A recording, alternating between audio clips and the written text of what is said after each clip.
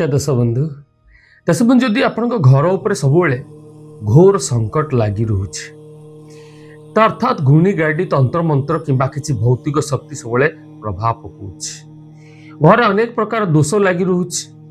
वास्तु दोष हो, तंत्र मंत्र दोष हो, भौतिक कांड सब घटू किंबा आपण अदिनिया आपणकर लोक मानकर सब बड़ बड़ रोग सृष्टि हो किंबा घर भितर बिना कारण आपणकर पाखापाखि दूरतार लोक मानकर मृत्यु घटी जाऊ ये सब जदि दुर्घटना मान घटी जाउछ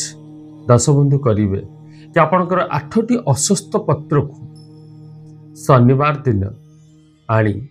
ताको आपण से पत्र उपरे आपणकर जहाँ कमती लाल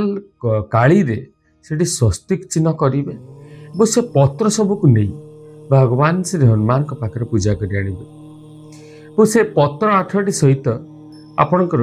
इटी साधारणतः 8 टंका एवं 8टी गोलमरीच याकू बांधी गोटे लाल कपड़ा रे आपण घर मुख्य द्वार रे बांधी देबे एवं ता सहित गोटे असुर मुह हो